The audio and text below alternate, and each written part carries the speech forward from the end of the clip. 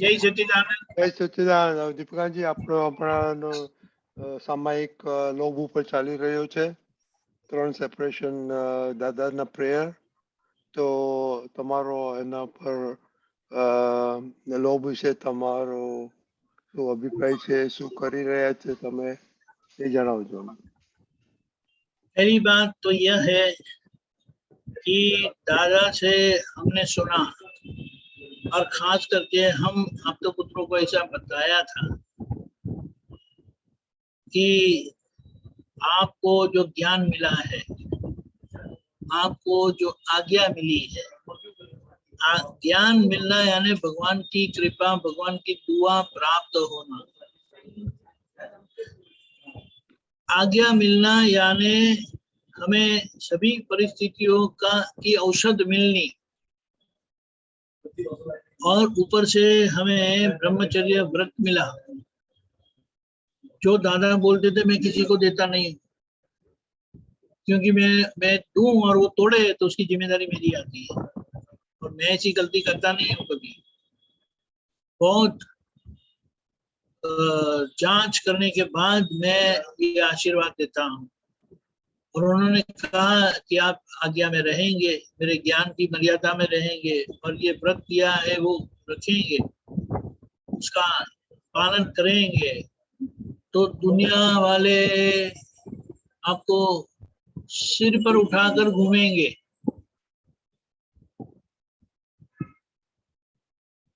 वो बोलते हैं देवा रे देवा गणपति देवा, ऐसा करके वो लेके घूमते ना गणपति जी को, ऐसा करके घूमेंगे।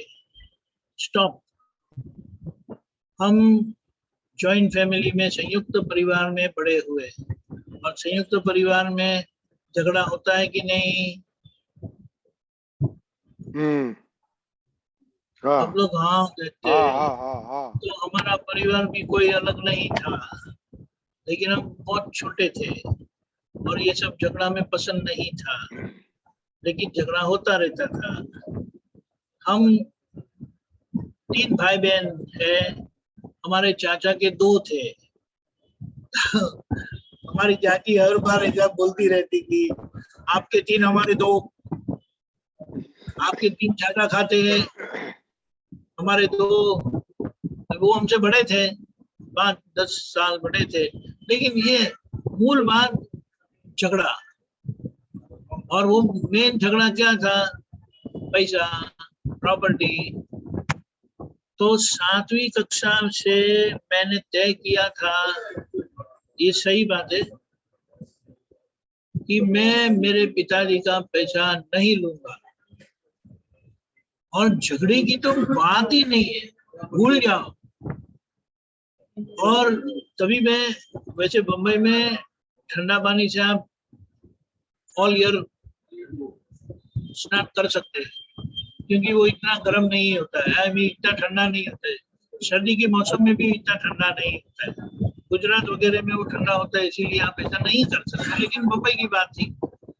तो शावर में स्नान करता था, हर रोज जब भी शावर खुलता था ना सुबह में, ऐसा करके तय करता था, मैं पिताजी का पैसा नहीं लूंगा, पिताजी के पैसे के लिए मैं कभी झगड़ा नहीं करूंगा, जो है वो मैं अपना ढूंढ लूंगा।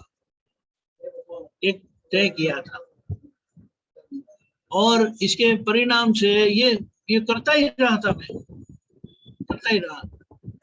और फिर संजोग भी ऐसे आ गए कि दादा भगवान मिले, ज्ञान मिला, आज्ञा मिली, व्रत मिला, सबसे बड़ी बात दादा से जुड़े जय सच्चिदानंद संघ मिला। उसके तो हम क्या आभार, क्या उपकार माने, समझ में नहीं आता है, बोलिए। लेकिन इसके अलावा तो, और वो भी हमने सचमुच कहे तो हमारी माता जी की कोई सेवा नहीं की। तो मेरे अंदर से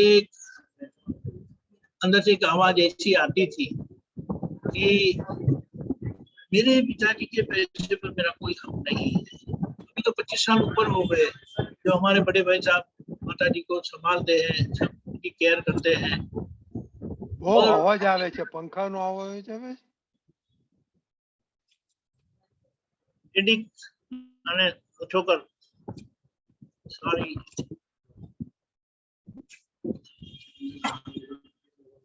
अभी आवाज गया हाँ हाँ हाँ आया ओके सॉरी फॉर दैट तो कहाँ थे हाँ तो मुझे ऐसा लगता था मेरा कोई हक बनता नहीं है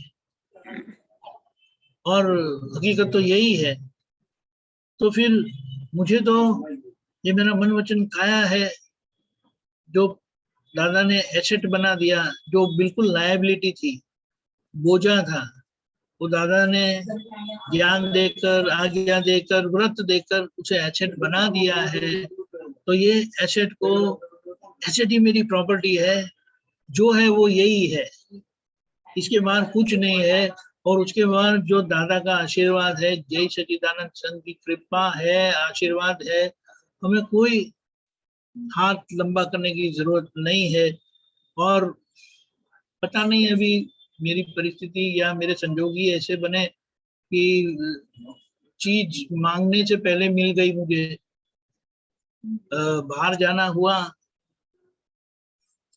ऑफिस से ही मैं एलिजिबल नहीं था मुझे बाहर भेज दिया गया ऑफिस में झगड़ा हो गया लोगों ने कंप्लेन की कि इनको क्यों भेजा लेकिन कुछ ऐसा ही बना और फिर उसी तरह से सभी बोले कि दादा की कृपा से ही मैं समझता हूँ कि मेरे सोचने से 2 कदम आगे मेरा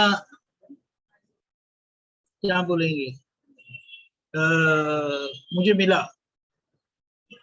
तो इसके कारण मुझे एक बात समझ में आई कि जिनको तकलीफ होती है ना उनको कहीं ना कहीं से लोभ जागृत होता है वगैरह वगैरह मैंने तो देखा जब जब जरूरत पड़ती है ना वो सामने आके खड़ा हो जाता है और मैंने दादा से सुना है कि ये जो हमने प्रातः विधि में ये प्रार्थना में दूसरी बात जो है यानी चौथी प्रात मन वचन कहा से किसी को भी किंचित मात्र दुख न हो जो वो दिया है दादा ने कहा मैं आपको उठा के मोक्ष में ले जाऊंगा और दूसरी बात बताई कि केवल शुद्धात्मा अनुभव सिवाय यह विश्व की कोई चीज मुझे विनाशी चीज मुझे नहीं चाहिए तो उन्होंने कहा जो ये भाव के ऊपर आते हैं उन्हें 14 लोग का राज उनके चरण में पड़ता है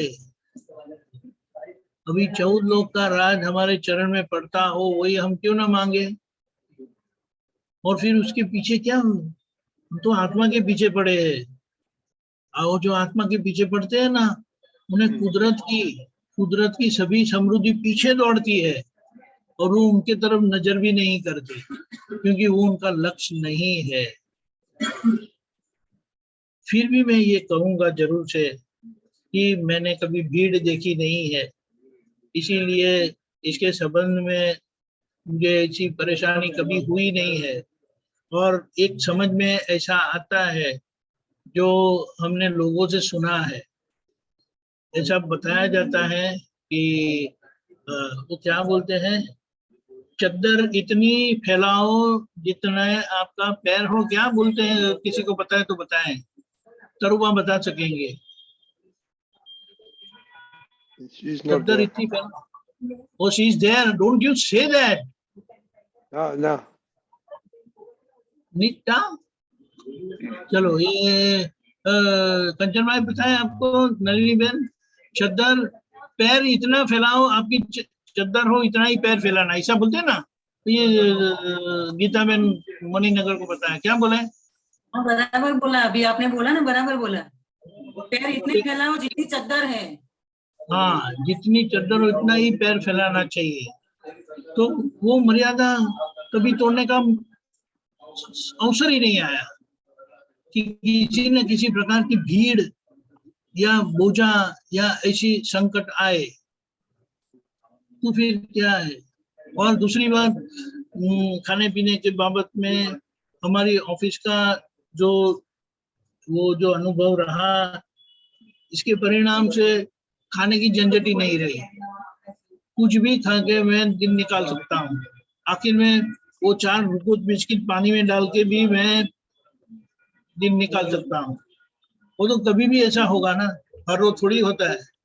वरना तो एक बात मैं बताना चाहूंगा कि एक बार एक महात्मा ने हमें बुलाया नाश्ते के लिए आप तो पुत्रों को, और योग ऐसा बना कि एक बुजुर्ग महात्मा, हमारे बुजुर्ग महात्मा भी वहां थे,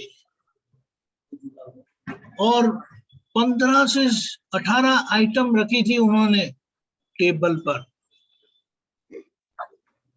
ये ट्रू स्टोरी है हा? और हम लोगों ने अपने समझ से लिया, लेकिन बाहर वो महात्मा ने, हमें पता चला कि उन्होंने ऐसी बात फैलाई कि आप तो पुत्रों को मजा है।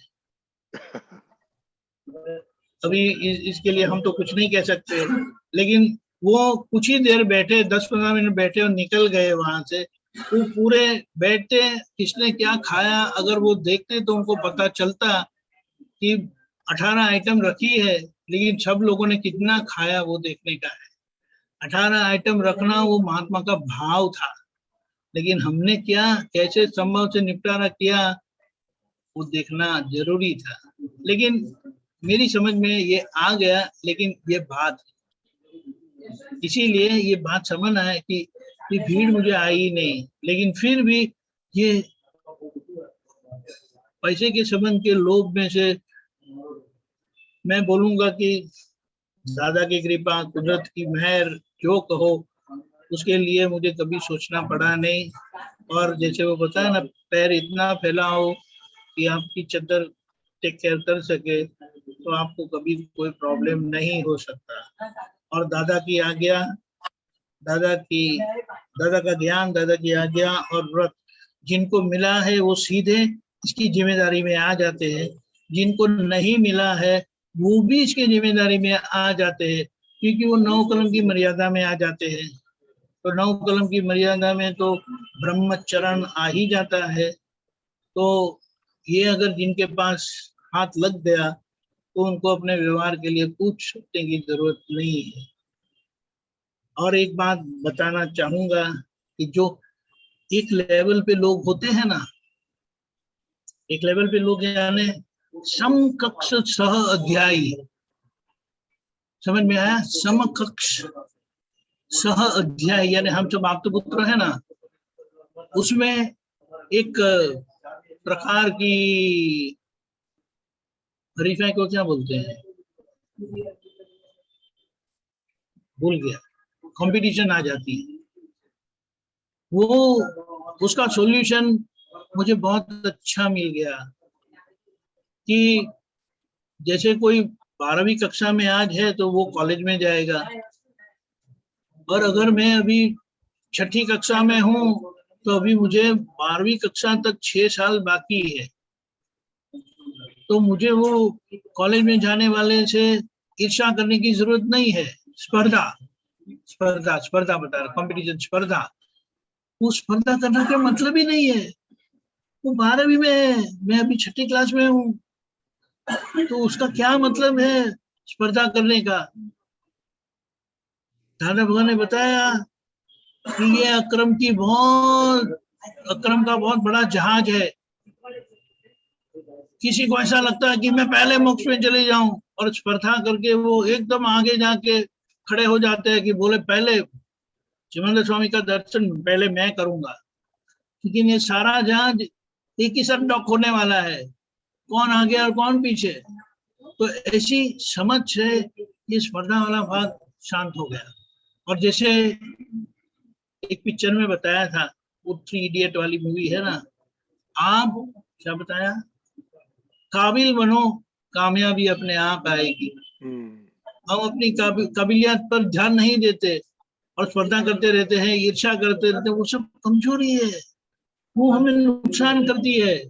और एक और बात, जहां भी जाओ, जिनके साथ भी रहो, एसेट बन के रहो, लायबिलिटी मत बनो। लायबिलिटी को लोग क्या करते हैं, निकाल देते हैं, एसेट को रखते हैं, ऐसा है।